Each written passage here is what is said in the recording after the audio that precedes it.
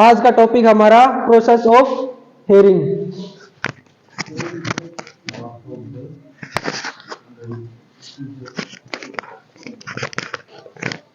आज का टॉपिक क्या है? Process of hearing. किस तरीके से हमें सुनाई देता है। कान के बारे में पढ़ लिया था।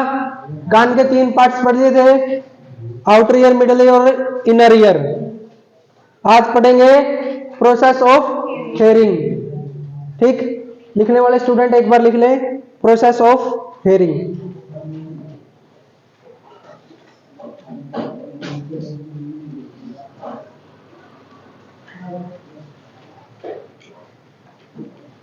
दिखाई दे रहा है सभी को?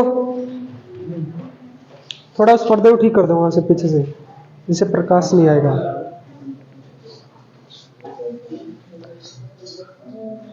जब किसी व्यक्ति या वातावरण की आवाज हवा के माध्यम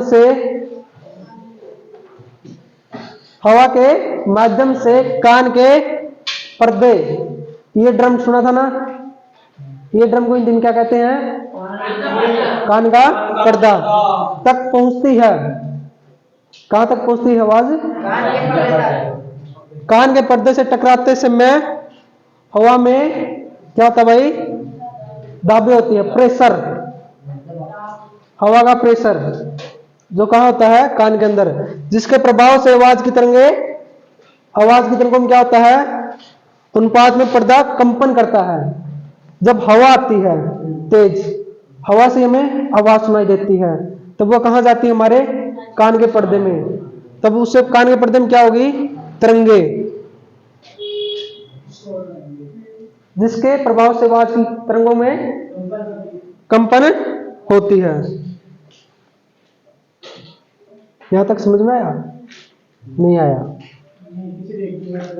जब किसी व्यक्ति या वातावरण की आवाज हवा के माध्यम से, किसके माध्यम से आएगी? देखो, हम चांद पे गए, चांद पे हवा नहीं है, तो एक दूसरे को आवाज सुनाई नहीं देती है। तो आवाज सुनने के लिए क्या होना जरूरी है? हवा, ऑक्सीजन। ठीक है, तो ऑक्सीजन के माध्यम से हम क्या करते हैं? सुनते हैं। ठीक है, कान के पर्दे से टकराते समय, जब कान का पर्दा है उससे हवा टकराएगी तो क्या होगा? प्रेशर होगा, दाबे होती है, जिसके प्रभाव से आवाज की तरंगों के अनुपात में पर्दा कंपन करता है। जब कोई चीज आपसे प्रेशर से टकराएगी तो इस हाथ में कंपन होगा। जैसे ये टकराया तो इसमें कंपन हुई ना, तो ऐसे ही किस में कंपन होती है? कान के पर्दे में। यहां तक समझ में आया सभी को? कोई प्रॉब्लम? आगे चले। आज बिल्कुल छोटा सा टॉपिक है, टेंशन मत लो।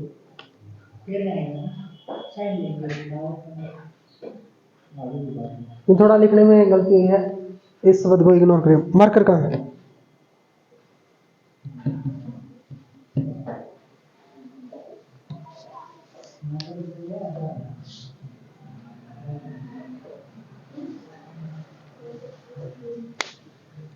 कान के पर्दे में कंपन के कारण जुड़ी हुई हड्डियां। कान में कितनी हड्डियां हैं? कौन सी? सबसे छोटी हड्डी कौन सी है? स्टेपिज। कान के पर्दे में कंपन के कारण जुड़ी हुई हड्डियां उसी अनुपात में गति करती है। कौन से अनुपात में गति करती है? जैसे कंपन हुई थी उस टाइम।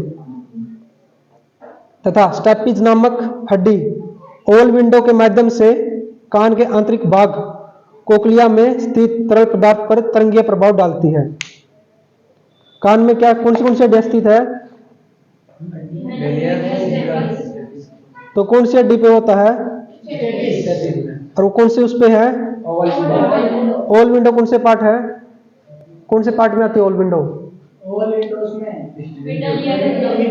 अच्छा, उसके बाद कोक्लिया कौन से पार्ट में आता है? तो यहां तक समझ में आया? नहीं आया? या गया? यस या नो? एक बार और। कान के पर्दे में कंपन के कारण जुड़ी हुई हड्डियां उसी अनुपात में गति करती है। कौन से अनुपात में गति करती है? तथा स्टेपिज नामक हड्डी ओल विंडो के माध्यम से कान के आंतरिक भाग कोक्लिया में स्थित तरल पदार्थ पर तरंगीय प्रभाव डालती है। कौन डालता है?